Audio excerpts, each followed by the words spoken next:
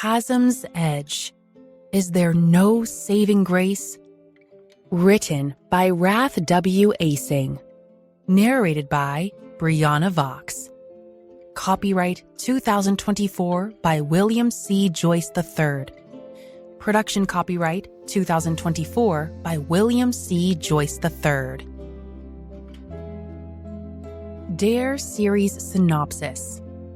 After avenging her father's murder, Carla builds a new world for herself and her tarnished angels apart from WCM and Sarge. No longer the stalwart defender of the nation's armed services, Carla finds her place in bringing down the worst in society, going places and doing things the normal citizen would not attempt. Dare Series Arc. With her 4 angels, Amy Rowland, Beverly Moncrief, Jean Zarafin, and Mandy Reynolds, Carla Marjorie Holstead finds work that helps mend their tormented pasts. Now, apart from Warriors cadre management, they continue to work with Red, Blue, and Joe as they forge a new organization founded on protecting women around the globe. This series follows the 5 women as they hone their dark skills and heal from past abuse. Of course, Buddy chooses to remain with the Angels, and the rest of WCM is happy to help when needed. Setting up their clandestine organization headquarters at Guardian Sanctuary near Colorado Springs, they chose cases where women are in danger and their skills can be used. Chasm's Edge. Is there no saving grace? Chapter 1. The Dance. Synopsis.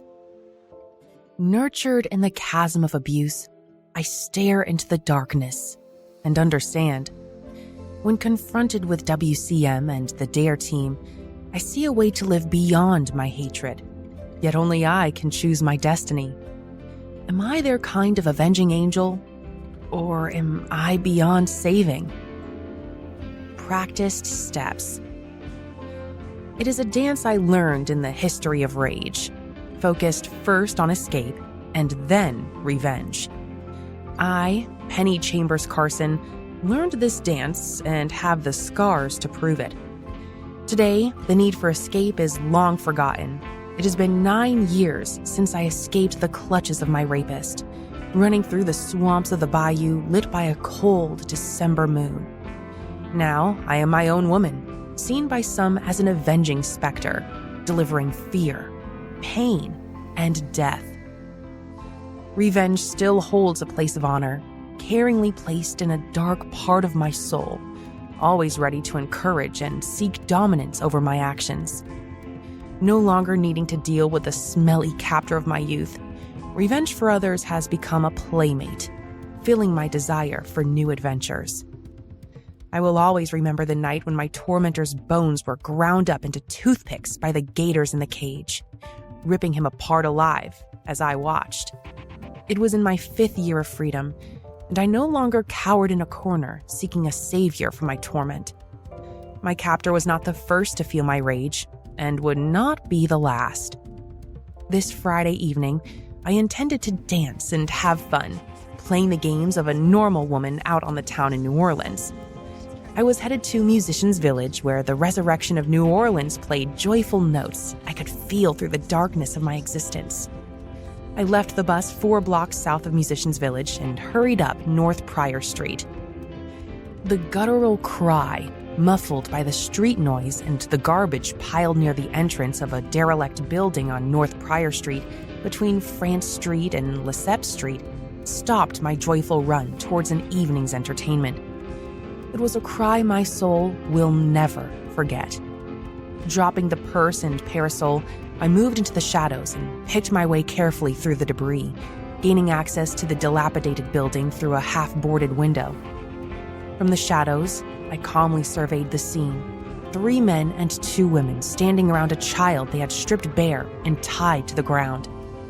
One man was standing up after using the burning ember of his cigar on the girl's chest. My turn. A 30-something woman pushed the fat man away while pulling out a switchblade and opening it in one fluid movement. The dance. My dance movements are instinctual, supported by a deep history, allowing for success. Moving quickly between two of the men, I grabbed the woman's hand holding the knife, twisted it, gained access to the blade, and slit her neck in one fluid movement. The fat man dropped his cigar butt, reaching for the gun in his waistband, but his hand came up empty. Looking down, he saw the muzzle flash, but not the bullet tearing a hole through his belly, splitting his spine. 2 more bullets left the gun, finding the head of one man and the shoulder of the other. Both fell back, one never to rise again. The dance pirouetted over the small child on the floor and placed me in front of the last woman standing. Our eyes met just as the knife found its final home in her chest, passing by the ribs to seek out the dark heart of an animal who would destroy a child. One more pirouette and I stood above the last man, his collarbone shattered and bleeding badly from a severed vein. His other hand attempted to remove a knife from its leather sheath, but my foot ended his movement. My smile brought abject fear to the man in his final moment. The bullet opened his left eye to the flies and removed a large section from the back of his skull. The right eye remained open in witness to his last thought. Gently, using my own knife, I removed the bindings holding the child. The moans of the small girl subsided, her wide eyes staring at the dancing angel that destroyed her tormentors. I whispered to the child, covering her with a rag. "Hush now, child. I'm going to bring help." Standing, watching the girl, seeing her acceptance of the instructions, I spoke softly. "Stay here. My phone is outside, and I will call to get help, child. Do not fear." I used the front door, leaving it open. As I reached the road, a young boy inspecting my parasol stood, ready to run. "The parasol is yours, and $20 if you'll help me." His movement stopped, and he watched me closely. I was in the shadows between street lamps, hiding the blood spatter that always accompanied my special dance. Finding the purse, I pulled out 2 $10 bills, handing them to the child. Then I took out my phone and dialed 911. "Tell the lady where you are and to send an ambulance. There was a little girl in that building that needs help." The boy nodded, placing the phone to his ear. "The lady said to tell you." The last moment of the dance was also well practiced. Before the boy looked back up, the lady in the shadows was gone. Chapter 2. Day into Night. 6 times they combed the pathways a murderer would have taken to elude police. 6 times they overturned moldy mattresses and slogged through the muck at the Inner Harbor Canal, finding nothing that would allow them to close the case. 2 times, an officer handed the disheveled beggar a sandwich or a coffee, asking if she would like a ride to a shelter. The 3rd and last time, the trembling voice of the hooded woman accepted the officer's kindness, sitting in the police car for a ride to New Orleans Mission on Barron Street. The 15-minute ride allowed me to listen in as the officer reported his findings, or lack thereof. The women's shelter opened its arms to me. A shower and new clothes transformed the feeble urchin into a statuesque and well-built businesswoman who truly did not need the mission's services. "Auntie Mabry, you know me. I was working on a story and enjoyed being driven around by the nice police officer. Please don't tell on me." I hugged the matronly chef while sneaking a piece of fried chicken from the tray on the counter. "You best not be stealing my lunch, Gertie me." The chef wiggled out of my embrace, attempting to slap my hand. My reflexes were too good, and the chef missed. My free hand pushed a wad of bills into the chef's before she could attempt another swat. "Get the girls a treat on me, Auntie. Make sure Elizabeth gets her praline ice cream. How is she doing?" "She's fine, darling. She will be back from the hospital by noon. Can you stay?" Hugging the chef and tucking another wad of bills into her apron pocket, I kissed her forehead. "I have an outing with the library and a date with an interesting lady who runs the blues balcony. Tell the girls I love them." In a moment, I was out the kitchen door and lost in the midday foot traffic of the bustling city that is New Orleans. Observations. 4 days was a long time for an active search by the police. After the normal 48 hours, The detectives gave up attempting to find fresh tracks to pursue and started the long game where 89% of the cases ended up being cold and unsolved. Case number N24092321 was on its way to becoming a cold case as far as the NOLA PD was concerned. There had already been 2 murders and 6 robberies since the night the crime took place. Besides, the detectives have identified the 5 bodies as real low-life criminals involved in human trafficking. There was very little desire to avenge their deaths.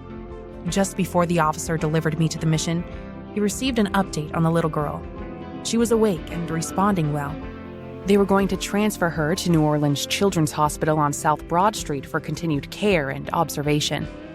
A cab passing by the mission acknowledged my wave, and I provided 200 South Broad Street as my destination. The librarian.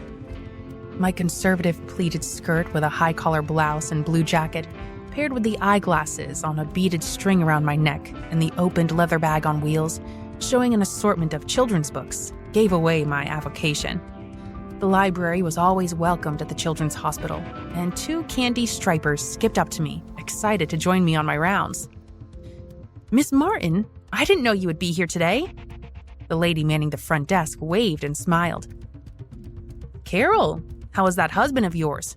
Did he like the book I gave you?" The lady at the desk blushed and giggled. "I liked it too." The now animated gathering of women made their way to the elevators in the 4th floor, where the children were always ready for a good story. On a normal day, my Miss Martin persona would read stories and wander the halls, greeting all the new children and listening to their situations. Most of the nurses knew my gentle approach to those hurt by life and gave me the details I needed for my real avocation, hunter. Today was different. The new patient did not need me to hunt her abusers. They were already dead. Today, Miss Martin needed to see if the girl was okay and find out who else was working the case the police were ready to put on the cold case shelves. The 6th floor held the serious injuries, the children who were not well enough to listen to stories in the 4th floor playroom. Room 638, while having 2 beds, was occupied by a single patient. The candy striper tapped on the door lightly, and the agent stood, attentive and ready to act.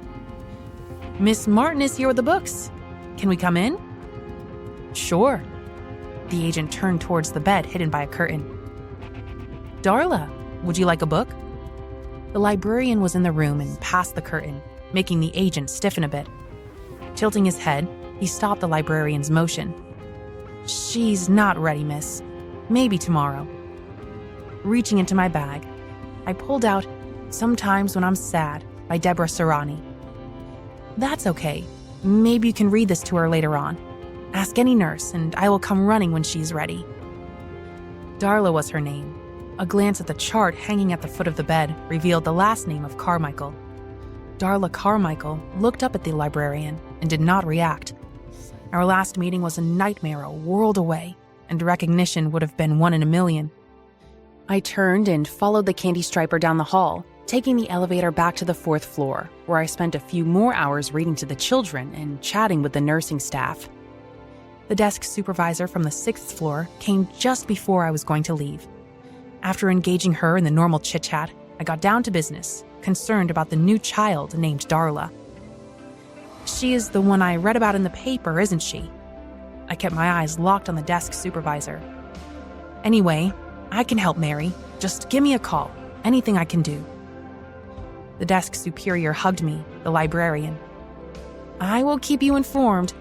That FBI agent keeps visitors down to a minimum, but he's a nice man. Bob Frederick from Washington, D.C. Can you believe that? They sent down agents from D.C. headquarters." "Wow. At least we know Darla is protected." "At night, there is this woman, Mary Beth Abrams. She seems to be the one in charge." The desk supervisor looked at her watch. "Gotta handle shift change. No nighttime visits for Darla, but I figure in 3 days she'll be down here with you listening to stories." When I left the hospital and hailed a cab, the sun had allowed the evening moon to take a part of the sky. Hunger twinged, making me hesitate. "Blues balcony, please?" The cabbie smiled and started humming a rather enchanting blues riff, pushing his cab into traffic and heading towards the French Quarter. the singer. Taking the stool next to the saxophone player, I worked my way into a respectful rendition of Aretha Franklin's I Never Loved a Man the Way I Love You. Katie LaPointe walked by the stage, placing a glass of wine next to my stool. Between verses, I whispered to the matron of the blues balcony, "I'm singing for my supper. Got something spicy?" "You sing, girl. I'll have your gumbo ready for you at the bar." I enjoyed the next 4 songs before bowing out and heading for the bowl of Cajun Delight. The sax player joined me, ordering his gumbo with a po' boy on the side. Gaining access to the 2 corner stools allowed a nice crowd to embrace us performers and gave Katie LaPointe a front row seat behind the bar. "Wow, you can really sing." Alan James Gagnon, the sax player, put his sandwich down long enough to formally praise me. "New in town?" "No, not new. Just don't sing that often. There was something about the mood in here that made me get on stage." My smile was genuine, and my hand reached out towards the saxophone player. "You blow a cool horn." I'm Alicia Childs from Texas, mostly, but I love wandering around NOLA, listening to the blues. "You 2 eat before it gets cold." Katie pushed a new glass of wine toward me and a beer mug toward Alan. "Alan, we got that meeting upstairs in 10 minutes. Don't be late." "Sorry I can't sit in on the next set. Anytime you want to sing, you're welcome here at the blues balcony."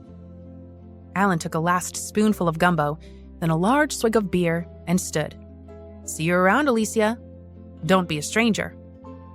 The next set was attended by a redhead by the name of Renee Byrne, who talked with Alan just before he went upstairs. Wine, sultry music, and laughter loosened the tongue of the redhead, enough to know that Alan was involved in the Darla Carmichael case and that a group called WCM was coming to town.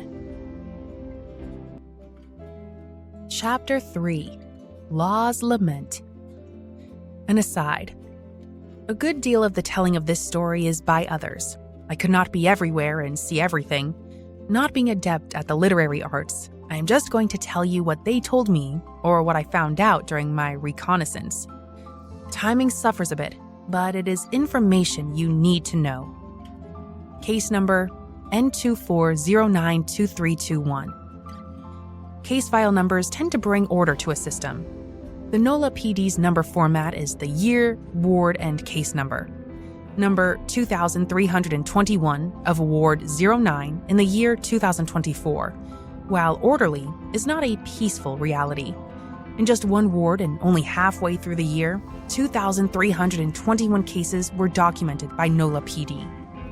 The responding officer, Godfrey Wilmar Jr., shook his head and used the eraser for the 4th time before crumpling the form and starting again. 5 dead bodies and 1 nearly dead child showing burns and mutilations, making him lose his po' boy on the side of the building. 3 hours later, encouraged by his watch commander to take the rest of the evening off, he sought a level of peace at the blues balcony, where the beer was cold and the music cool. "How coulda?" His voice faltered, and Katie LaPointe moved around the bar to embrace the officer before he fell from the stool. "How could such evil exist, Katie?" His sobs, buried into her shoulder, were heard by the lady of NOLA. "Come, Godfrey. I'm taking you upstairs." The officer hesitated. Katie patted his hand and signaled to the man playing the sax as she guided the distraught officer to the stairs. "Come, Godfrey." Her words coaxed him to climb the staircase. "A good hot toddy and a comfy fire will help." Setting him in the huge leather chair, she nodded to Alan, the man with the sax, and prodded the officer to retell his tale. "Tell us again what happened, Godfrey."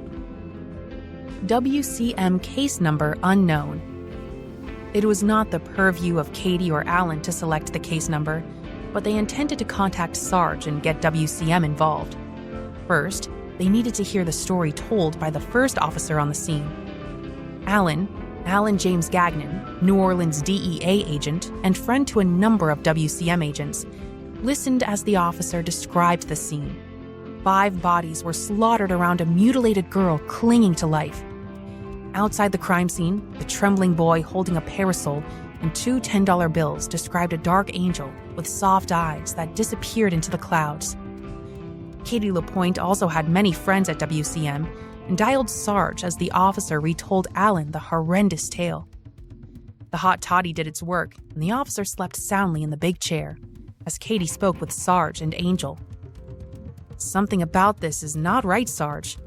Are you sure you or your dare buddies aren't working a case down here?" "Katie, I will check with Carla and make sure. Who is Officer Wilmar? Should I come down?" Angel had taken over the conversation, which shocked Katie. Katie looked at Alan, and he smiled, interceding. "Angel, we would love to have you down here. We will need you and probably one of the Dark Angels. Send me your itinerary and I will have Renee meet you at the airport." "Okay, I'll be there by tomorrow evening. Let me see if Carla wants to get involved. If so, I will forward their flight information too. How about inviting Emily and JT?" "Nah, leave them to their honeymoon cottage. I understand there is a baby on the way?" Katie's voice regained some of her charm, having been beaten down by the case. "Renee will pick you up, but you and your dare angel will stay with me at the Blues balcony. I need an update on everyone." Nola's drumbeat. 6 days after contacting WCM, 3 women and 2 men sat on the second-floor porch of the Blues balcony. The beignets and coffee, all but gone, were forgotten as the conversation intensified. "The cops are focused on finding and prosecuting the killer of the 5. Godfrey reached for the last beignet. "I'm not all that worried about them finding her. My issue is, will she talk to us with so much police activity?" Jean Zarafin aligned her flight with Angels and represented Dare with the goal of finding this dark avenger and seeing if she could recruit her. "That is not important." The voice of Renee Byrne intruded on the gathering from the kitchen doorway. "A phone call to one of the cell phones traced to a number we had in our smuggling files. I believe we have 5 henchmen from a child trafficking ring that got caught up in their evil pursuits." Katie turned, shocked, beginning to tremble. Alan stood, ending everyone's movement. "It is time we assigned a case number of our own. Katie, it is nice of you to provide Angel and Jean with a place to stay, but we are going to find a better place to run this case. We will keep you informed, especially about the after-party." Katie nodded and found her way into Alan's embrace. "Okay. Renee, do we still have that lake house on Pontchartrain? That would put us close to the action around the 9th Ward." Alan took charge and continued when Renee nodded. "Angel, I need you to get Sarge up to speed. Jean, you call Carla." He watched both women nod their consent. "Officer Godfrey Wilmar Jr., you need to make a very important decision. Follow Angel downstairs, and she will explain how WCM allows local law enforcement to work on their cases. You have to agree, or we will need to cut ties. Understand?" The confused officer hesitated, but followed Angel down the stairs leading to the bar. Chapter 4.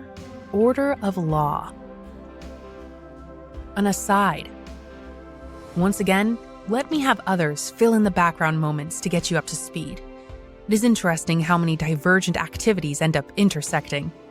Child abuse is rarely found in a world of its own. Evil this deep has a myriad of criminal activities intertwined. The reality is that child slavery is a lucrative venture and brings out many criminals salivating for riches. Braxton Peters' deceit. Standing on the worn marble steps of the Orleans District Criminal Court, the Honorable Braxton Peters tapped his toe, annoyed his limo was not waiting for him. It took an additional 2 minutes of toe tapping before the robed magistrate could race down the remaining 6 stairs and cross the sidewalk, almost colliding with the chauffeur who attempted to open the passenger door. "Damn it, Carver! You're late again!" As the door swung open, he tossed a briefcase at the sullen man and ducked in. "Get me to the airport. If I miss my flight, you are fired." Noonday traffic meant that the 13-mile trip to Louis Armstrong New Orleans International Airport would be dicey, but the judge would not miss his flight. He always flew private, and no one ever left him behind. 18 minutes later, Carver pulled in front of Hangar 31, and his enraged passenger exited quickly, making him run to catch up with the judge's forgotten briefcase. "Have a nice flight, sir." The words went unacknowledged as the judge mounted the 4 steps into the Citation CJ4 Gen 2 owned by a Middle Eastern potentate. Other attendants rushed around, attempting to move time and space for their important masters. The driver waited until the jet began taxiing down the tarmac, then returned to his limo. Opening a flip phone he kept tucked in his inside jacket pocket, he pushed *3 and waited. "He's airborne," the man stated, with a flat, even voice, responding to hearing the other side connect. The phone went dead. Treason trumps judicial fraud. Treason is a crime that Francine Masters was well equipped to deal with. Her 20 years working with the FBI and her last 6 years with Homeland Security made her the best at leading the case now activated by a chauffeur in New Orleans. Prime suspect just boarded a plane known to be used by terrorists out of Iraq. The jet would fly east, landing on an airstrip in the Anbar province. "They are in the air. Make sure we have satellites set up and working. I want clear and irrefutable evidence of this meeting." Francine walked out of the room filled with terminals being used by agents doing her will. She headed the 6-year investigation into illicit affairs of an Iraqi business venture run by Rashid Amir, bribing officials in New Orleans and Washington, D.C. Today, she would get a glimpse of the head of the organization she sought to bring down. Knocking on a door 3 floors above her bullpen, she made a man with almost pure white hair look up from his paperwork. "They are in the air, Mark." Mark Bulger, her immediate boss heading up the Office of Homeland Security Situational Awareness, nodded and stood, grabbing his coat. "Let's go." The two walked purposefully to the elevator. They exited 2 floors later to be scrutinized by a matronly secretary. "Is she in?" Mark's words were not necessary. "The deputy secretary will see you now." Pushing a button, one of the 3 doors behind her opened. The meeting lasted 14 minutes, and Mark did the talking. Francine had never been this far up in the hierarchy of the organization, but she was not ignored or overlooked. It was just that Mark and his 40 years of government service made him best to move their case forward.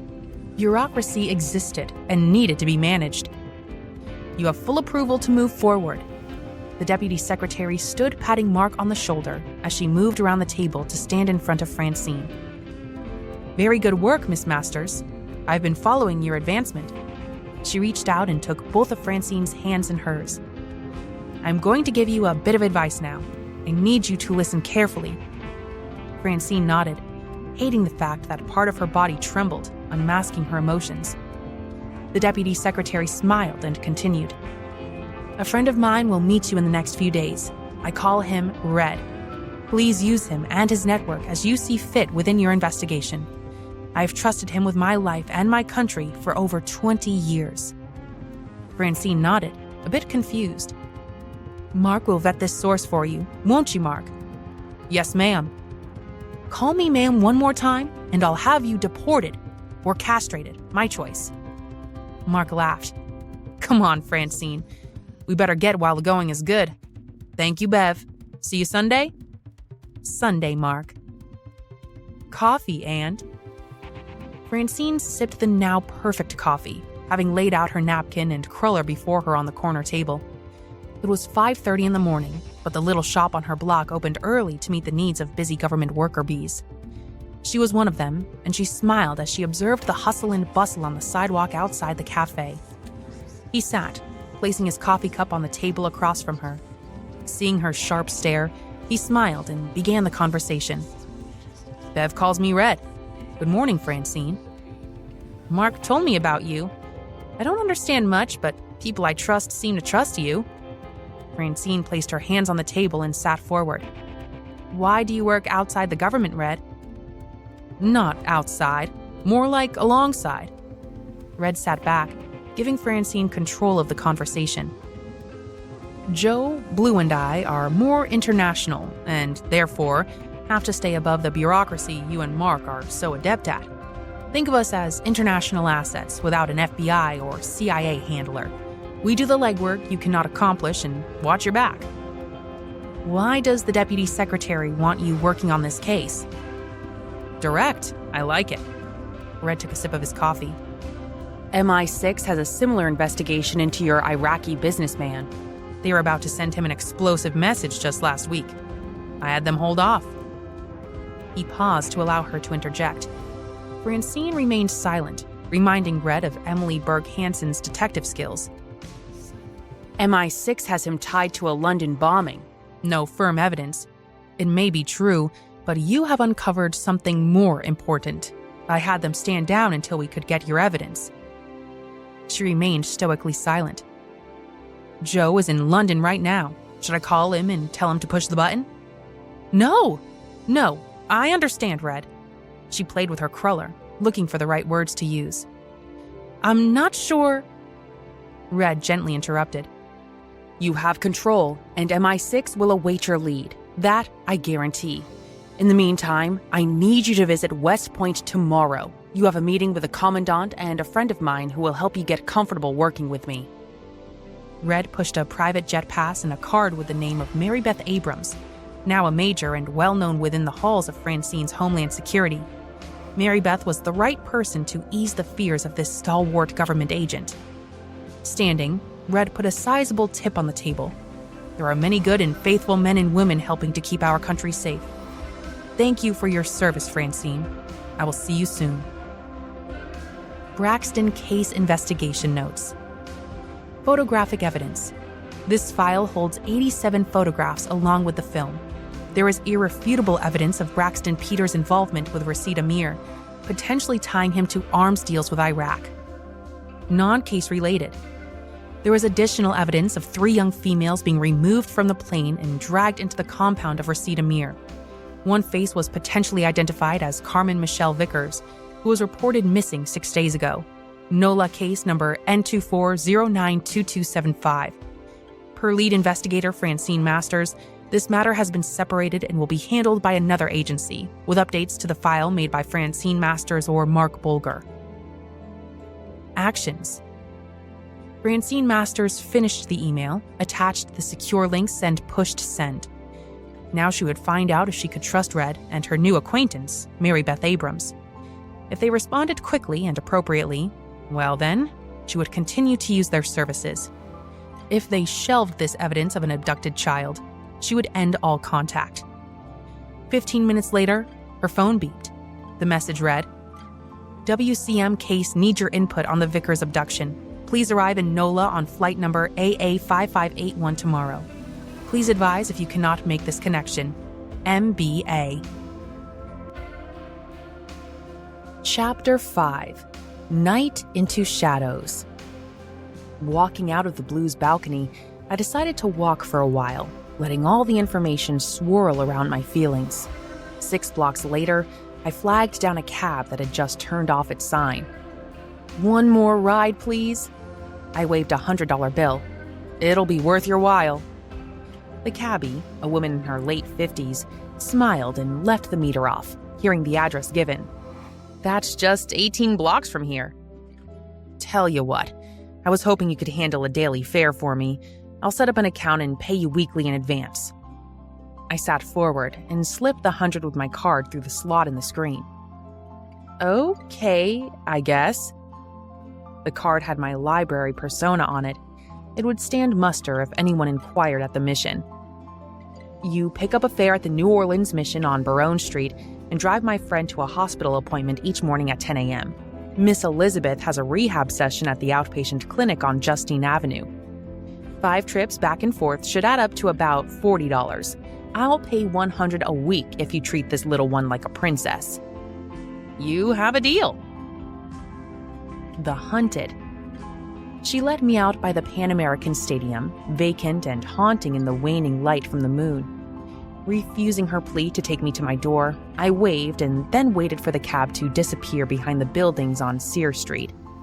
Jogging through the parking lot and behind the new stadium, I slipped through a cut fence, allowing me access to the back of City Park. My destination was Quad Softball Field 4, where one building sat above old tunnels no longer on the city's planning maps. The sun was about to retake the eastern horizon when I made my final survey and entered through a door with a key.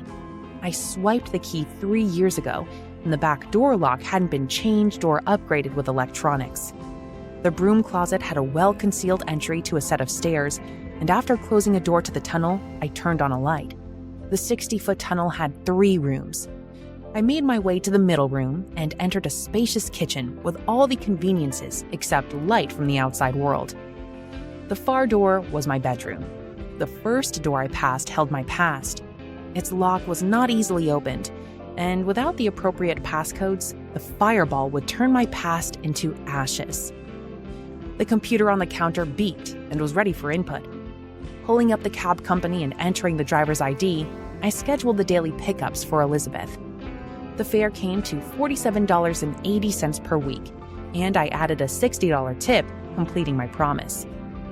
Elizabeth was doing well. The nightmares were beginning to fade, and her shy giggle was getting stronger every day. The 11-year-old never saw me when she was rescued. She also did not witness the revenge taken out on the man who tormented his granddaughter, smashing her legs so bad they had to amputate. An abandoned fish cannery held my handiwork for 6 weeks before being discovered. The NOLA coroner's autopsy determined that the man had been tortured for at least 3 days, and every bone in his feet and legs had been systematically crushed.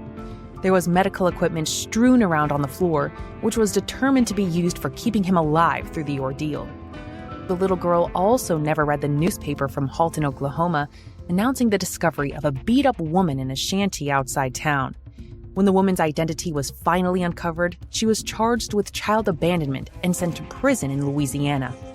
The courts were unable to locate Mary Elizabeth Habercorn, the abandoned child. The only thing Elizabeth needed to know was that no one would hurt her again as long as I was alive. New horrors.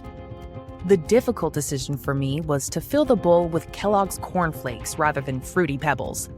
The flakes had been purchased when my subconscious's better half yearned for healthy choices like unfrosted flakes. Damn, I missed the tiger. I selected the cornflakes. It wasn't Saturday, and while the internet delivered cartoons anytime and any day, I relished Saturday mornings in footy pajamas and sugary cereal. The banana, nearing its prime, gave the cornflakes a welcome boost of sweetness. The easy decision was to dig into the government agents and the new organization called Warriors Cadre Management. Moving the computer from the counter to the kitchen table, I got comfortable. This was my work, my career, my avocation. If you were going to hunt evil, you have to be fully prepared. Signing onto the internet, I flicked a switch that allowed me to connect with a fiber optic cable dedicated to a VPN I set up 2 years ago.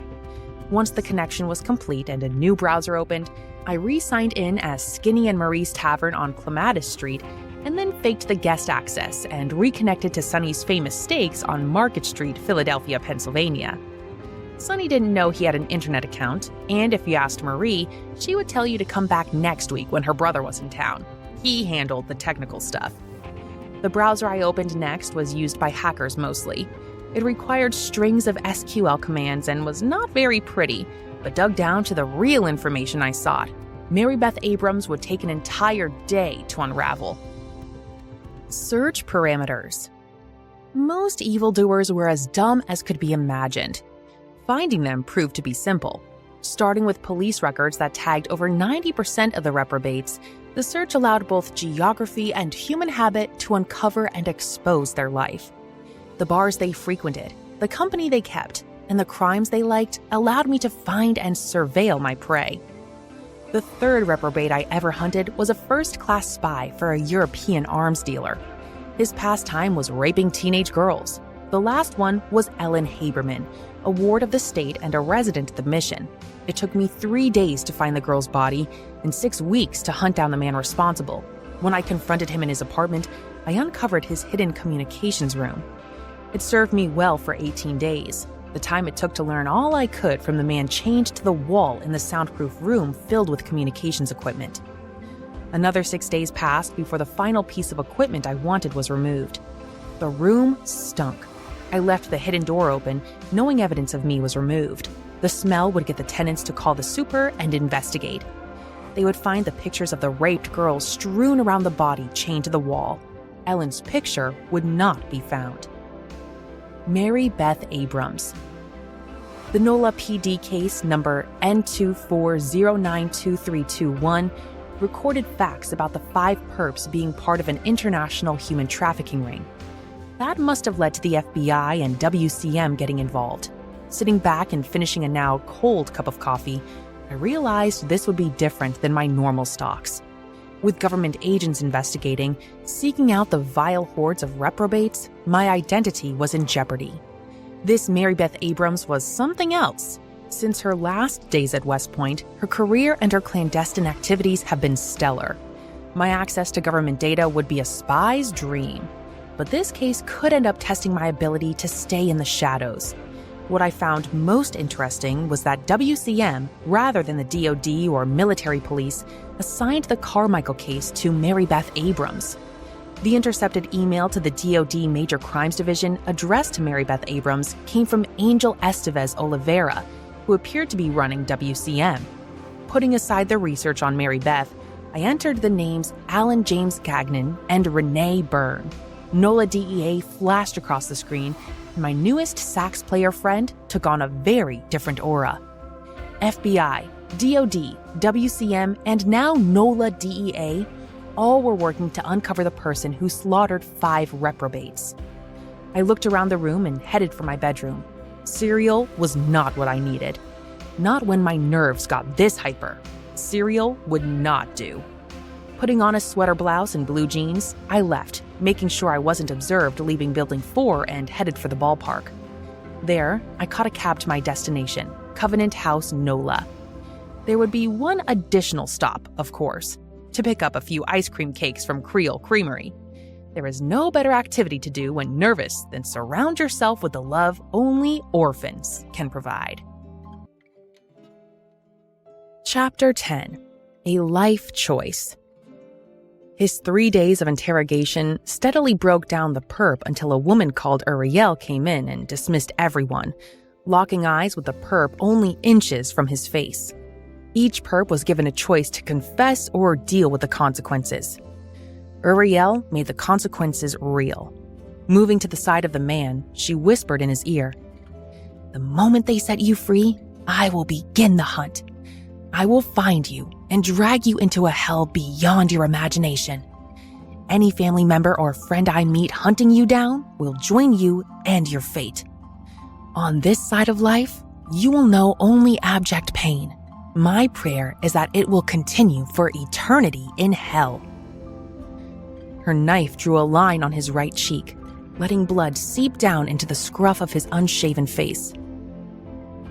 "Choose well." She moved behind him, out of his vision, and disappeared.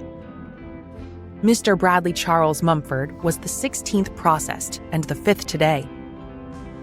"Well, Mr. Bradley Charles Mumford, it is decision time." The woman who stood before him was now running WCM and very comfortable with both interrogation and intimidation. The list she held had 32 names he had scribbled down, 11 of which were new to their perp roundup. Angel watched his eyes, noting the abject fear after Uriel made his decision clear. Confess to multiple counts of statutory rape or be set free.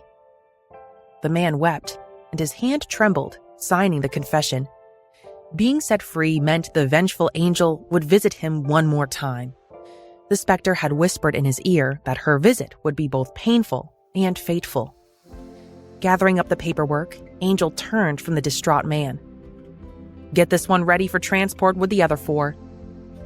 Walking past 2 burly men who handled the jailing of the reprobates, caught in their purging of NOLA streets, stating flatly, "This one is ready for Wilmar to process." Officer Godfrey Wilmar Jr. never visited the rundown barn, falling into decay somewhere in the Lake Pontchartrain Bayou. His part was to manage those who confessed. Once a perp confessed, they would be sent to the holding cells Officer Wilmar set aside for the case in the 9th Ward. There, attorneys and newspaper reporters would begin picking at the carry-on, exposing their nauseating predilections. Angel sighed, looking around the now empty barn. "I've had enough for today. Is Jean still here?" The man sitting on a rickety chair, propped precariously on its hind legs against the vine-covered barn siding, laughed. "Down by the dock. We're finished. Or at least you and Jean are finished. We have a team coming to handle the rest." Red let the front legs touch the porch and stood in one movement, ending up beside Angel. Red took her hand, walking with her down to the bayou dock. "I'm taking you gals out for dinner. Back to the Blues balcony for a nice drink and a hot shower. Then we are going to dance the night away." "What about Uriel?" Red's smile changed a bit. He shook his head no. "How did it go between her and Jean?" "Not well, I'm afraid." Jean's voice made both look up, seeing her right in front of them. "If you don't mind, Red, I want to continue working on these reprobates with your team. It'll give me more time with Uriel." She had reached the two. Red grabbed one of Jean's hands, pirouetting the three toward a black explorer. "No more shop talk. Think dinner and dancing. Renee and Katie are selecting your dates as we speak." Other decisions. I was known to WCM as Uriel. I watched as the three got into the back of the Explorer, and I waved as they pulled out onto the dirt road heading toward civilization. The tinted windows and the shadows of the night hid the passengers from my observation. Behind me, I heard the footsteps in the gravel and turned, seeing Gordon advance with a bottle. "Uriel, time for a bit of wine, and then I'm taking you out for a Cajun picnic." I watched his approach. Seeing me start to object, he covered the distance between us, smiled, and placed the bottle of summer wine in my hands. "Now, you can pout and fuss all you want, but it is decided. Besides, Mama Levick is expecting the both of us." "But My sister has a new dress for you, and even Father Evan will be there." He nudged the wine bottle toward my lips and watched as I took a sip. "Good. Now it's showers and clean clothes for us both, and then some food only the angels of the good Lord on high could prepare." Gordon Levick was a mercenary from NOLA who worked with Red, Blue, and Joe many times. His local roots made him perfect to be the guide for a rogue mercenary like me. He knew the name Uriel was an alias. He knew my shadowed history made me suspicious of both Renee and Red. His job was clear: make me comfortable and keep me away from the likes of Mary Beth Abrams and Officer Godfrey Wilmar Jr. The midnight breeze still held the summer heat of the bayou, and the ancient bullfrog called out for more flies to fill its belly.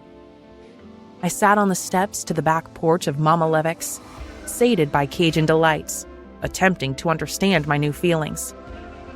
Mama Levick sat beside me and wrapped me up in her motherly embrace.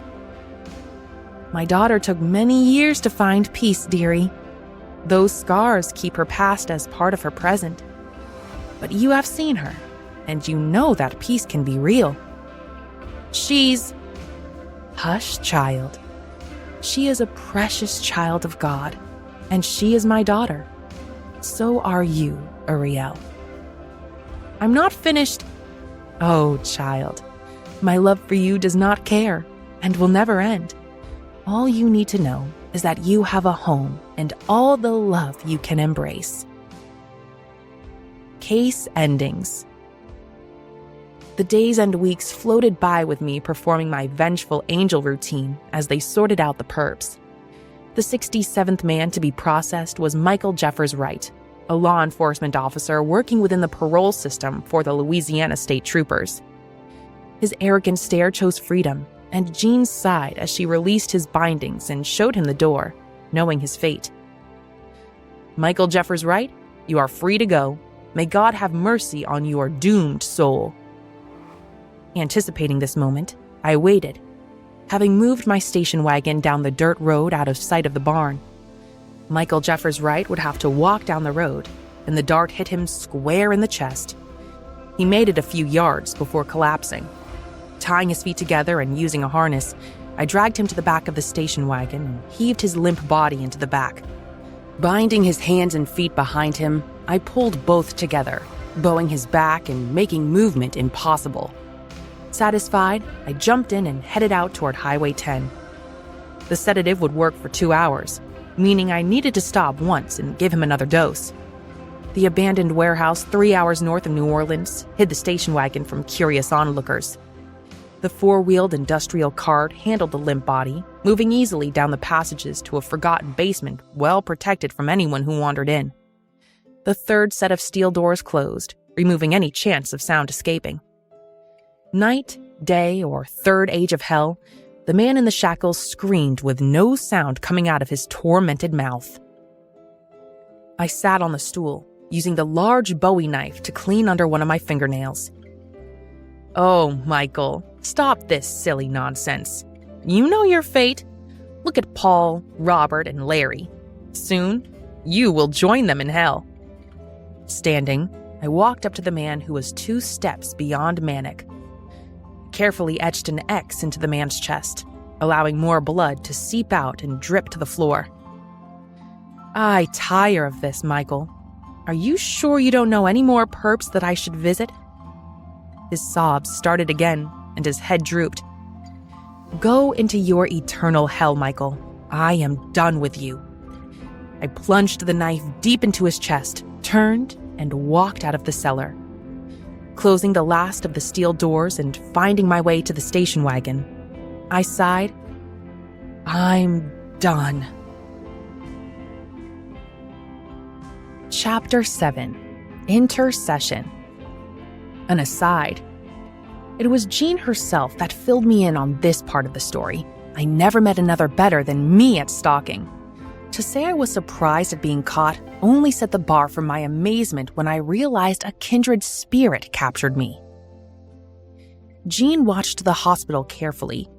Having been in New Orleans for 2 days and after a full discussion of case number N24092321, she was sure that the vengeful specter was close and watching the movement of the police and WCM. Leaving Angel to handle the casework, Jean broke off from the team and began her stalk. The hospital was where to begin. It is where she would go if she were the avenging angel. It was how she witnessed a librarian chat with Mary Beth Abrams. The innocence of a librarian who frequented the wards of hospitals would not poke at the curiosity of most detectives. Miss Martin could walk right up to investigator and never become a suspect. But Jean was no ordinary detective. She had a history of hunting deviants on the dark streets across America. A few evenings prior, Alicia Childs, a roaming singer, encouraged gossip from Renee Barnes. My singer persona had returned to the blues balcony a few times to see what the sax player and his DEA friends were up to. Sitting down with a menu across from Renee after a set, I pushed for the latest on the mass murder in the 9th Ward. As our animated conversation gained volume, a well-dressed woman walked past. It was the moment Jean began her stalk in earnest. It took her 3 days to find both the ballpark and the mission. It took another 3 days to choose her moment. I waved down the cab and did not pay much attention, giving an address near the airport. Flicking on the meter, the driver moved out into traffic and reached for the bills I had pushed through the slot in the plexiglass. The pinprick smarted, and I looked at the slot, looking for shards or cracks. There were none. Then, looking around, I tried to focus on the driver's placard on the dashboard. It seemed more male than the woman driving. I knew I wanted to shout or do something, but my body slumped down across the back seat, finding peace in the rhythmic thumping on the cracked paved road. The sunlight filled my eyes as the grogginess wore off, and squinting, I looked around.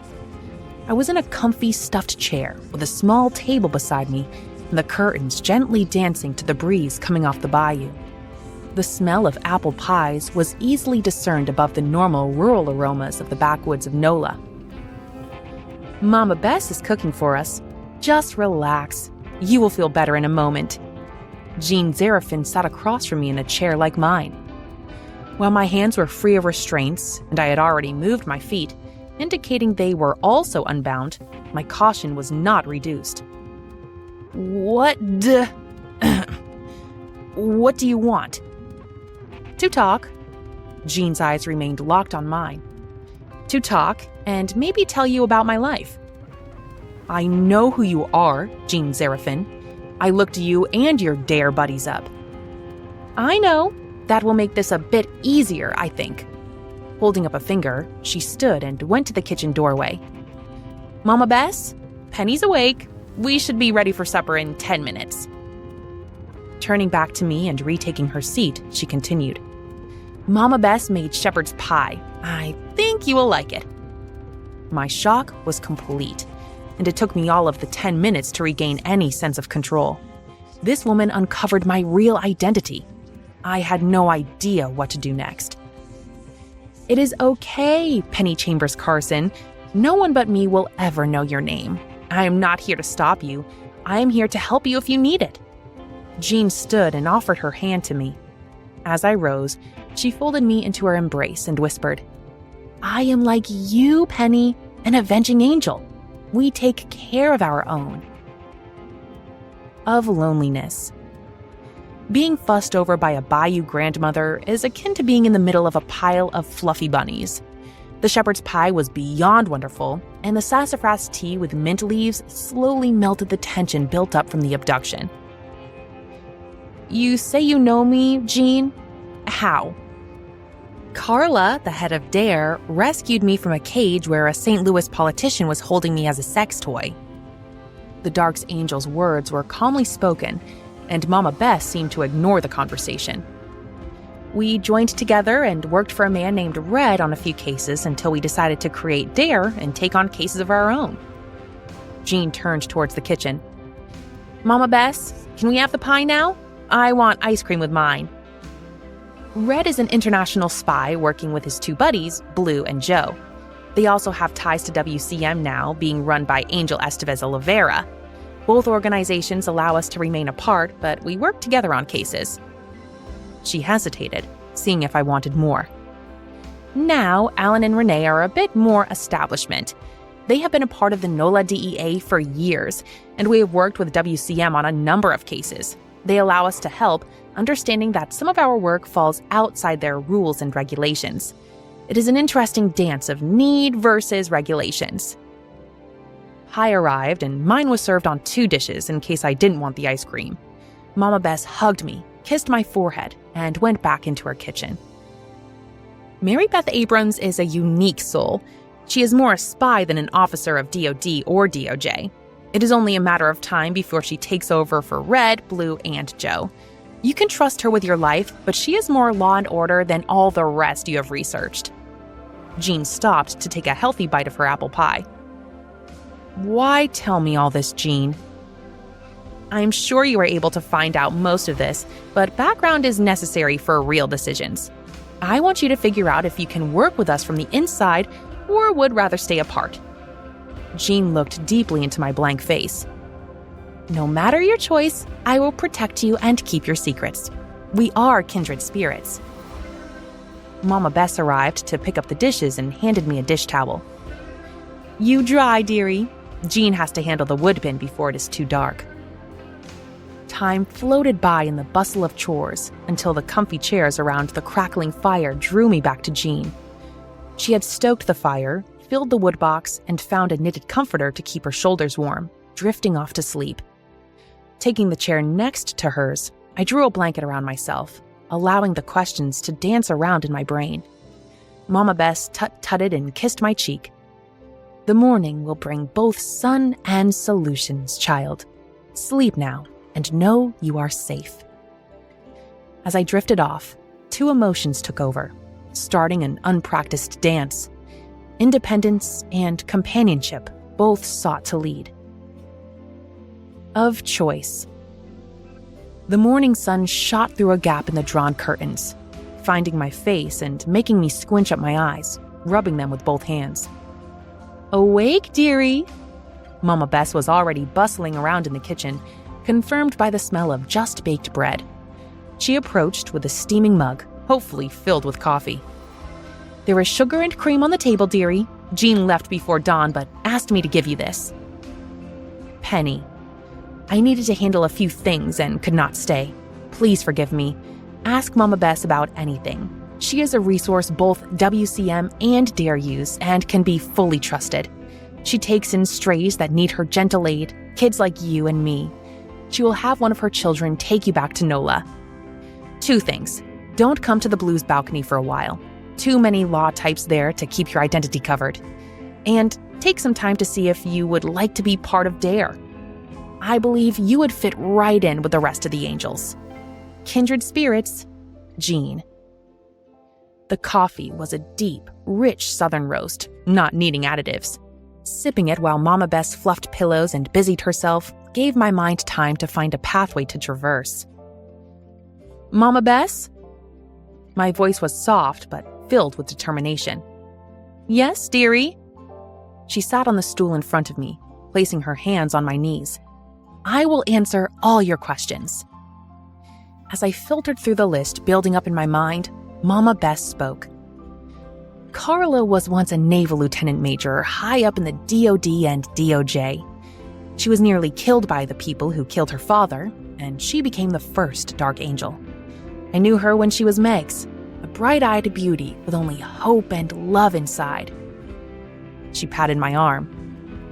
But we all know what happens when real life is forced upon us. We change. Meg's brought me a beaten and scared child once and asked me to guard him for a while. Since then, we have become more family than crusaders against child abuse. Now, Jean is not one to reveal her past. I know that Carla rescued her, and the two began what we now call DARE. They know that when in NOLA there is always a comfy chair and a pie at Mama Bess's place. You know that now, too. She seemed to know that one of my questions was ready and stopped talking. I don't know if I can be a part of a group. I have worked alone for so long. What if it is not for me? It was more a whisper, maybe a prayer. Sweet child mine, Jean isn't asking for a decision. She is opening her world to you. She expects you to find the best way to be part of it, and she will honor your choice. Standing, she took both my hands and pulled me up into a hug. You do not have to decide, and no matter what, DARE will be a resource for you. Now, Cal here will take you into town and drop you off wherever you want. Jean will contact you and keep you in the loop. Remember Mama Bess? This is a place of refuge, child.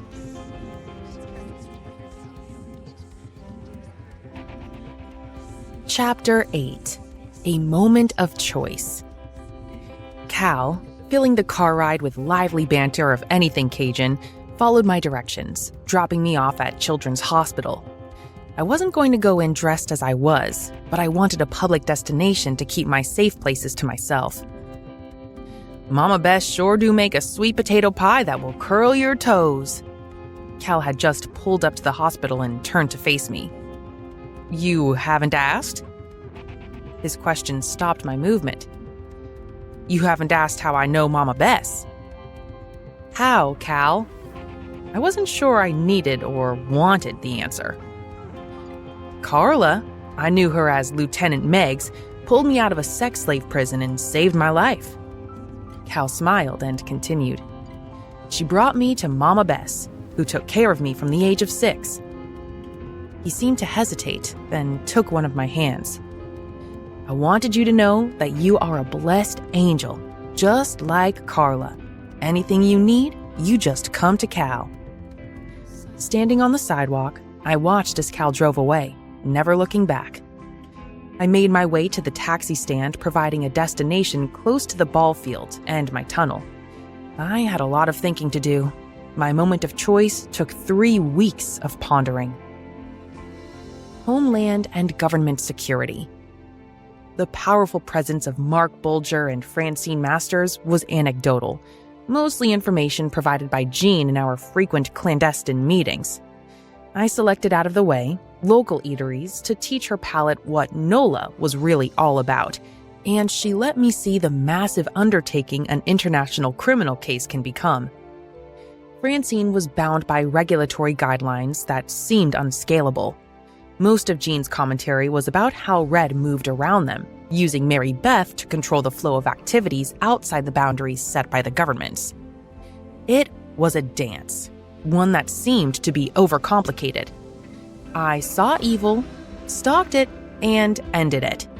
I guided Jean to the table next to the kitchen in a small restaurant near the docks for a reason. One chair was always left open for Missy Cass to plop down into. It was like the captain's table on a schooner that traveled the globe. Missy Cass is the owner and chef of Shipwrecked. Off the tourist route, It is well known by locals as being run by a lady who knows fish and the spices of the world. I was seated, giving Jean the chair with the best view of the room. Jean smiled, looking around at the cozy setting. "New lesson, dearie." The owner plopped down in the chair while putting a basket of rosemary biscuit drops on the table, none too gently.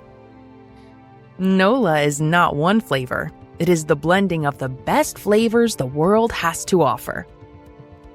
"Ma'am." Jean acknowledged her and smiled. "Hush now, child. Call me Missy Cass, or I'll be offended. This evening's dish will take you to the Orient and back, so pop a few of those biscuit drops while I prepare your adventure." Getting up and hugging me from behind, our chef disappeared back into her kitchen. "I think we are going to get lucky tonight," I giggled as I took 2 rosemary biscuit drops, placing them on my bread dish and selecting a knife to dig into the garlic butter on the table. "Missy Cass likes garlic, so choose wisely. The other butter tub has ginger butter, which is still a good selection to go with your biscuit drops." The small talk ended when steaming bowls of yakameen landed on the table. There were 3 bowls delivered, meaning Missy Cass was joining. Pausing a moment to bow her head in prayer, Missy Cass picked up her spoon and announced our dinner. Yakameen, originally known as Yaka Mean soup. This soulful soup, born from a fusion of Chinese, African, and Creole influences, transports you to the heart of our city, enticing your taste buds with its rich and distinctive essence. Missy Cass's offering leans towards the oriental side of this concoction. Please enjoy. With dinner removed and very little room for dessert, Missy Cass left us alone after delivering ginger sherbet and coffee for our conversation. I could not work with or under Francine Masters. My words came out a bit sharp. Jean smiled and took a scoop of the sherbet. It is not the red tape, but constant rethinking of what to do next. They seem to have committees to assign committees. I would go mad. I think many of the people you meet in WCM would say the same. Just remember, they are necessary for society to work. Jean was finished with her dessert and signaled for the check. We use Red, Blue, and Joe to handle the established organizations. Let them dance between the groups as we focus on what we do best. Jean set down the now signed bill and stood. This was really good, Penny. Where are you going to take me next? I think a foray into French cuisine with a happy splash of local culture. Friday evening at 6 okay with you? Sure. Meet me at the Mission. We are taking the van and we'll have company. I do want to talk to you about Mary Beth. Jean interjected. We'll have plenty of time for a talk. We will be among my safe people, Jean. You are going to fall in love with Nola all over again. The Spies and Mary Beth Abrams. Red, Blue, and Joe were constantly in the background. Well, Red was. I never saw the other 2. Mary Beth Abrams was definitely at the forefront. She was the one who could easily uncover me and bring down the full force of the law. There was that one comment about her taking over for Red that kept my mind spinning. Setting aside the commotion in my head, I took one last look in the mirror and headed for the front door of the Mission. It was time to take Jean for a very special dinner. Ralph Pacina, executive chef at Antoine's, stood outside one of the most famous restaurants in New Orleans with 2 very animated children, restrained by their father's firm grip. Established in 1840, Antoine's is the country's oldest family-run restaurant. As the orphanage vans pulled up, Jean got her first inkling of what was to transpire. Today, Antoine's removes all the fancy and enjoys the youth of New Orleans. I stood and signaled for the children to get ready. Now, don't worry, my friend Ralph will take good care of us. The utter chaos of disembarking 40 orphans onto the streets of New Orleans was magically controlled by an army of cooks and waitstaff gleefully picking 1 or 2 to guide through the restaurant to the gardens in the back where a child's dream world awaited. Ralph Pacina calmly stood by until all the children were accounted for and then offered his arm to Jean.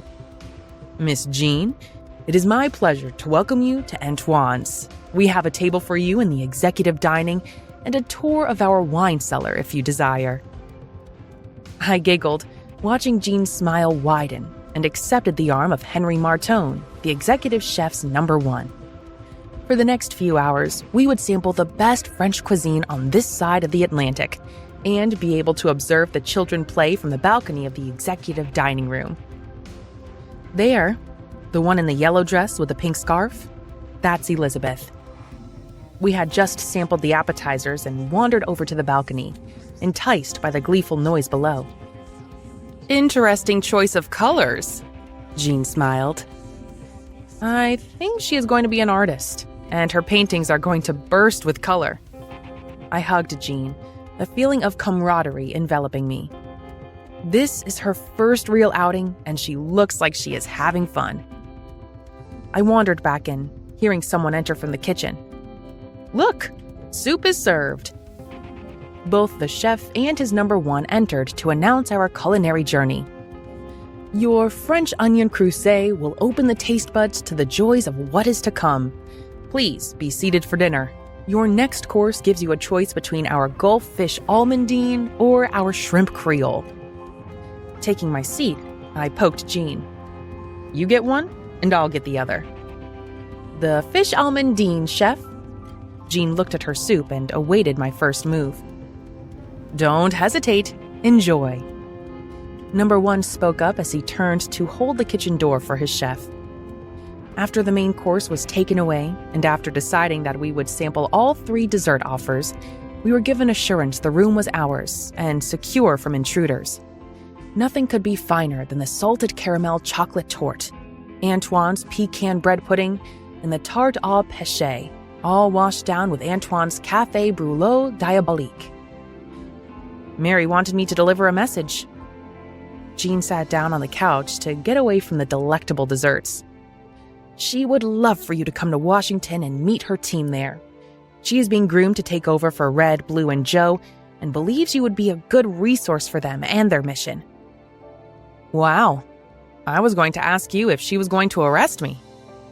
I sat across from her with my coffee. "How should I take this?" "Mary knows DARE and is comfortable working with us.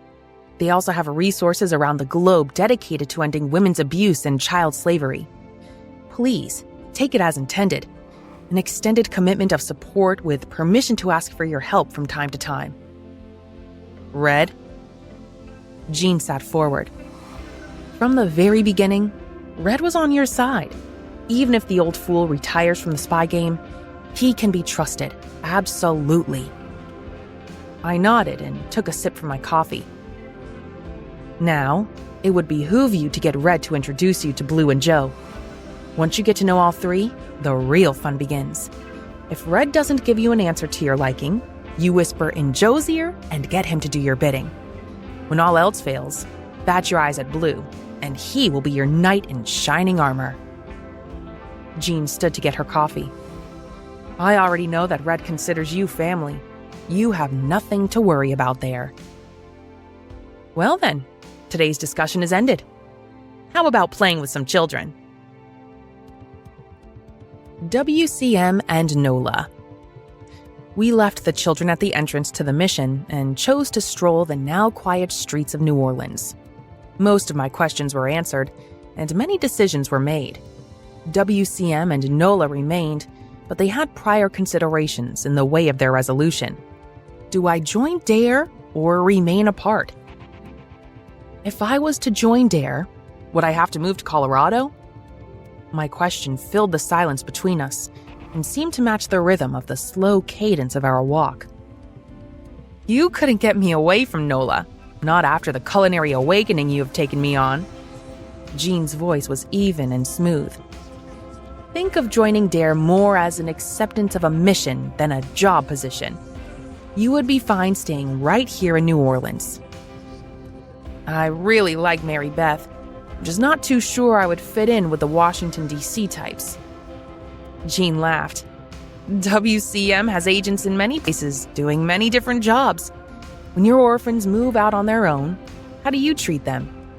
They remain family wherever they are. It is the same for WCM.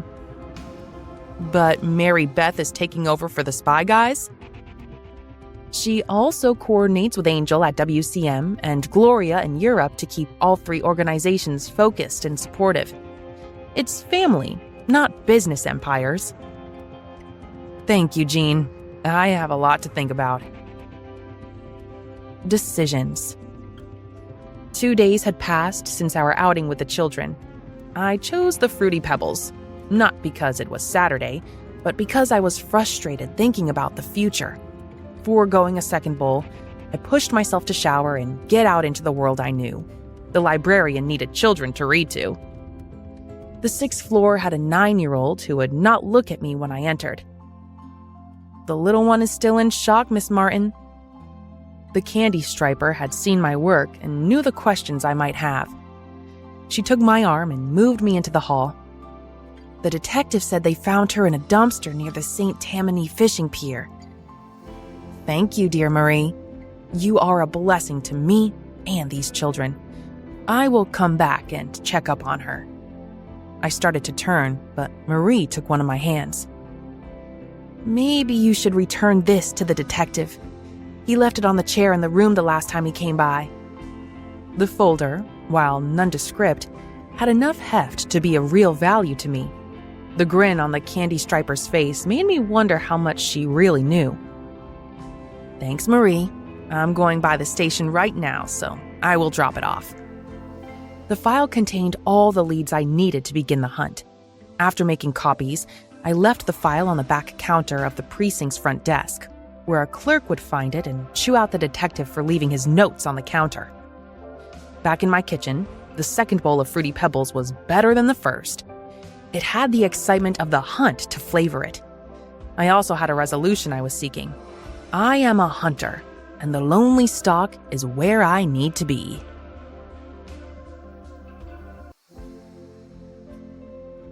Chapter 9. A New Dance. An aside.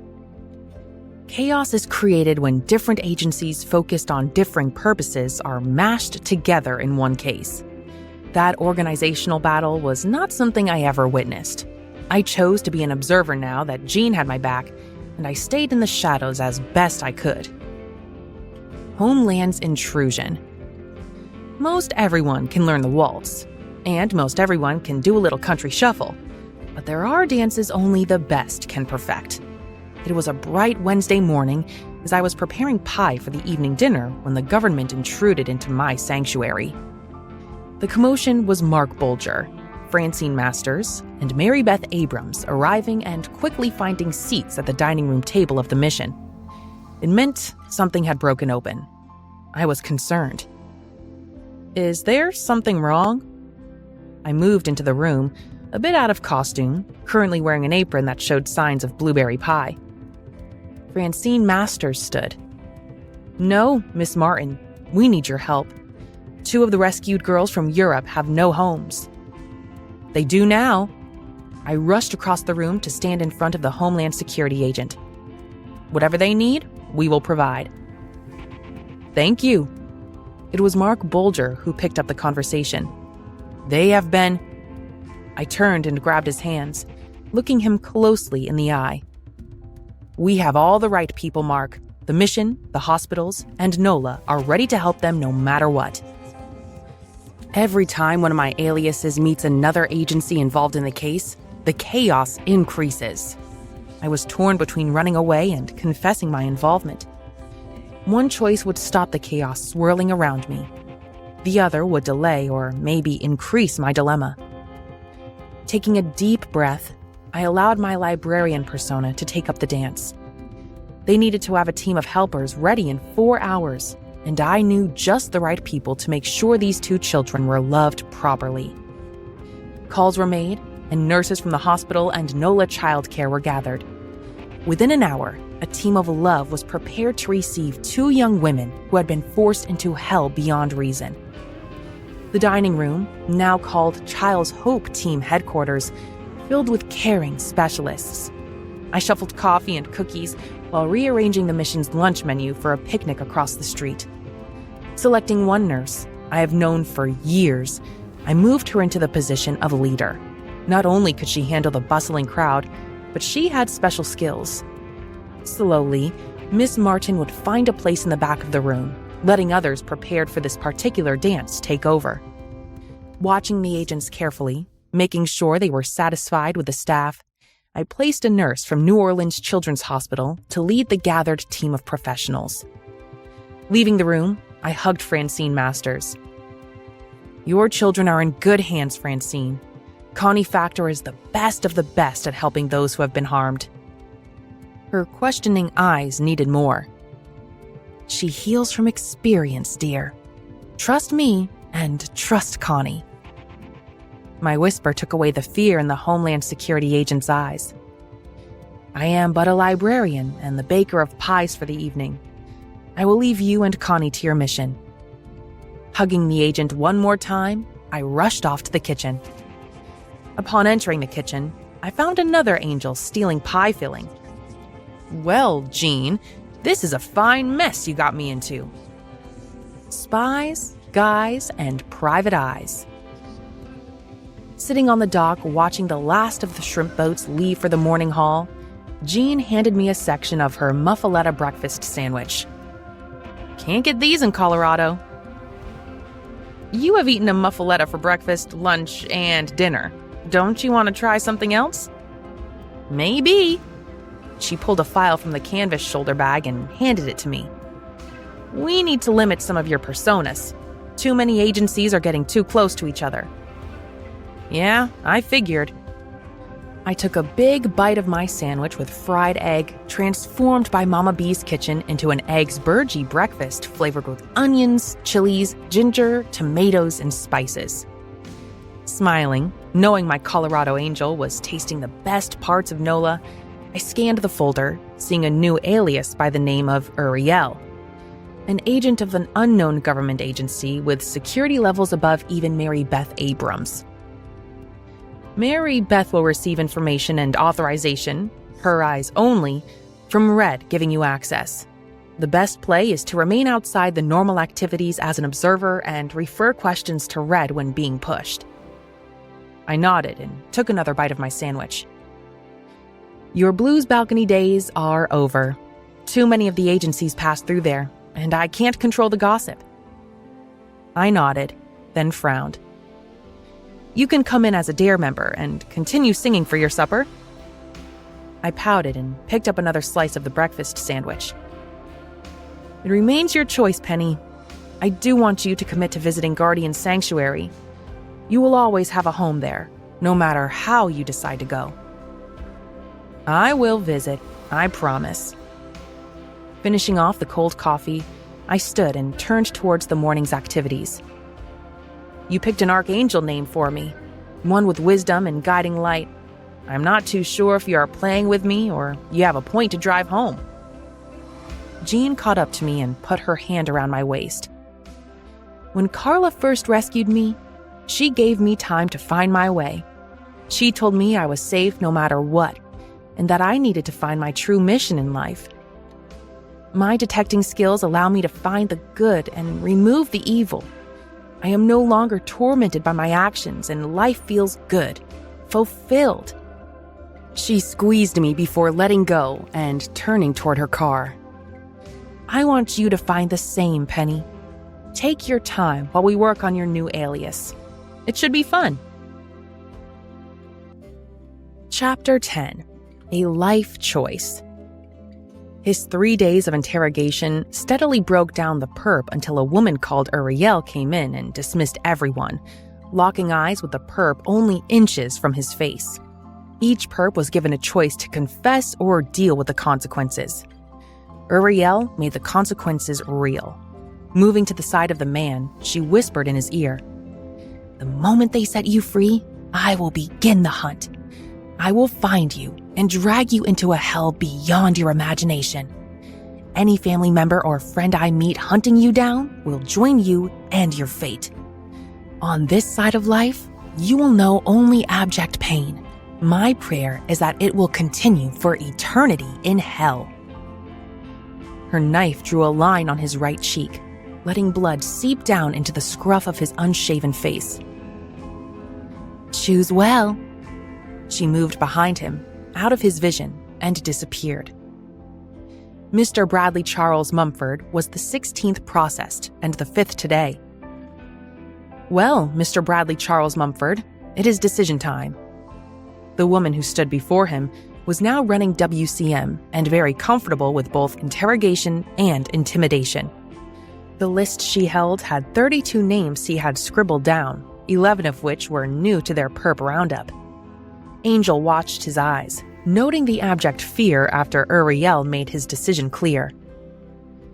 Confess to multiple counts of statutory rape or be set free. The man wept, and his hand trembled, signing the confession. Being set free meant the vengeful angel would visit him one more time. The specter had whispered in his ear that her visit would be both painful and fateful. Gathering up the paperwork, Angel turned from the distraught man. Get this one ready for transport with the other 4. Walking past 2 burly men who handled the jailing of the reprobates, caught in their purging of Nola's streets, stating flatly, "This one is ready for Wilmar to process." Officer Godfrey Wilmar Jr. never visited the rundown barn, falling into decay somewhere in the Lake Pontchartrain Bayou. His part was to manage those who confessed. Once a perp confessed, they would be sent to the holding cells Officer Wilmar set aside for the case in the 9th Ward. There, attorneys and newspaper reporters would begin picking at the carry-on, exposing their nauseating predilections. Angel sighed, looking around the now empty barn. I've had enough for today. Is Jean still here? The man sitting on a rickety chair, propped precariously on its hind legs against the vine-covered barn siding, laughed. Down by the dock. We're finished. Or at least you and Jean are finished. We have a team coming to handle the rest. Red let the front legs touch the porch and stood in one movement, ending up beside Angel. Red took her hand, walking with her down to the bayou dock. I'm taking you gals out for dinner. Back to the Blues balcony for a nice drink and a hot shower. Then we are going to dance the night away. What about Uriel? Red's smile changed a bit. He shook his head no. How did it go between her and Jean? Not well, I'm afraid. Jean's voice made both look up, seeing her right in front of them. If you don't mind, Red, I want to continue working on these reprobates with your team. It'll give me more time with Uriel. She had reached the 2. Red grabbed one of Jean's hands, pirouetting the 3 toward a black explorer. No more shop talk. Think dinner and dancing. Renee and Katie are selecting your dates as we speak. Other decisions. I was known to WCM as Uriel. I watched as the 3 got into the back of the Explorer, and I waved as they pulled out onto the dirt road heading toward civilization. The tinted windows and the shadows of the night hid the passengers from my observation. Behind me, I heard the footsteps in the gravel and turned, seeing Gordon advance with a bottle. Uriel, time for a bit of wine, and then I'm taking you out for a Cajun picnic. I watched his approach. Seeing me start to object, he covered the distance between us, smiled, and placed the bottle of summer wine in my hands. Now, you can pout and fuss all you want, but it is decided. Besides, Mama Levick is expecting the both of us. But My sister has a new dress for you, and even Father Evan will be there. He nudged the wine bottle toward my lips and watched as I took a sip. Good. Now it's showers and clean clothes for us both, and then some food only the angels of the good Lord on high could prepare. Gordon Levick was a mercenary from NOLA who worked with Red, Blue, and Joe many times. His local roots made him perfect to be the guide for a rogue mercenary like me. He knew the name Uriel was an alias. He knew my shadowed history made me suspicious of both Renee and Red. His job was clear. Make me comfortable and keep me away from the likes of Mary Beth Abrams and Officer Godfrey Wilmar Jr. The midnight breeze still held the summer heat of the bayou, and the ancient bullfrog called out for more flies to fill its belly. I sat on the steps to the back porch of Mama Levick's, sated by Cajun delights, attempting to understand my new feelings. Mama Levick sat beside me and wrapped me up in her motherly embrace. My daughter took many years to find peace, dearie. Those scars keep her past as part of her present. But you have seen her, and you know that peace can be real. She's... Hush, child. She is a precious child of God, and she is my daughter. So are you, Uriel. I'm not finished. Oh, child, my love for you does not care and will never end. All you need to know is that you have a home and all the love you can embrace. Case endings. The days and weeks floated by with me performing my vengeful angel routine as they sorted out the perps.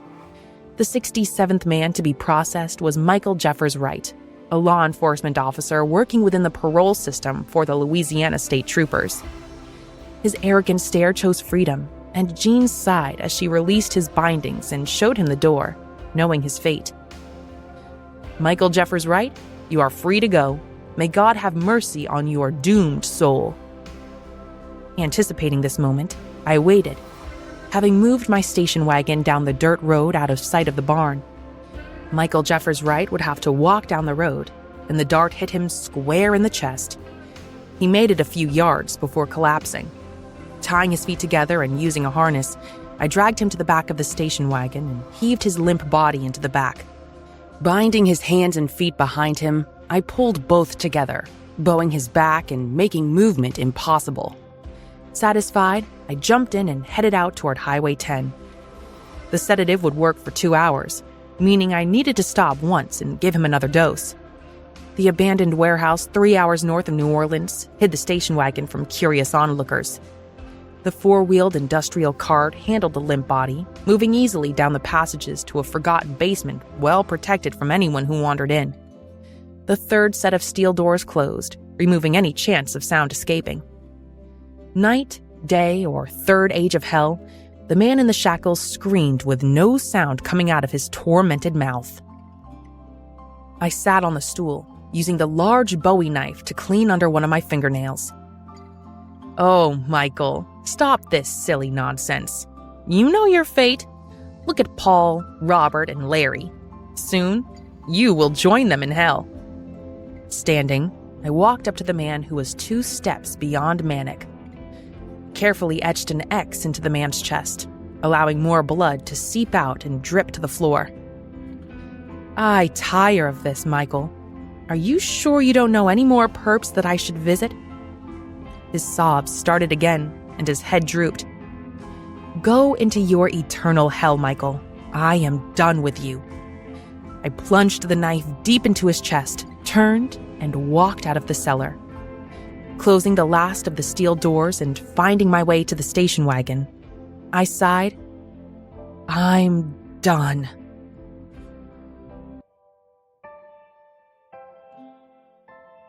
Chapter 11. Epilogue. The smirk on the rapist's face turned sour, seeing a specter emerge from the shadows of his predator's den. The shot from the dart pistol hit him in the chest, and the knife fell to the floor in mid-throw. You have raped your last child, Bender's Augervabin. This den will be your grave, and if my prayers are answered, the pain I inflict will follow you through eternity. The voice was familiar, to me at least.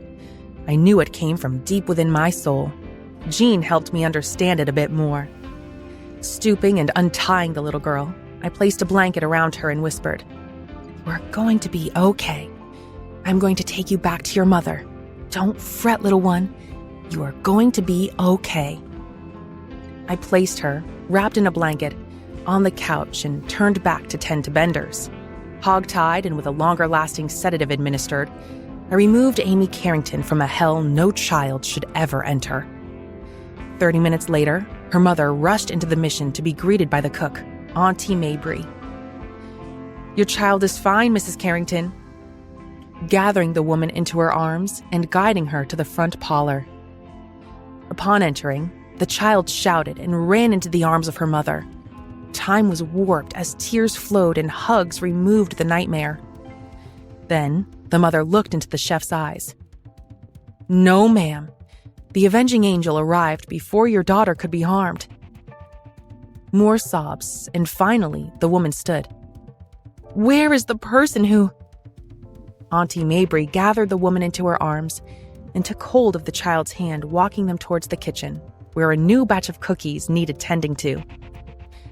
"That's the funny thing about angels, dearie. They appear when they are most needed, and then they are gone."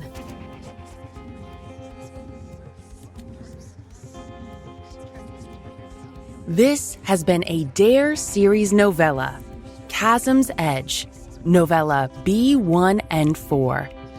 Written by Rath W. Asing. Narrated by Brianna Vox. Copyright 2024 by William C. Joyce III. Production copyright 2024 by William C. Joyce III. All rights reserved.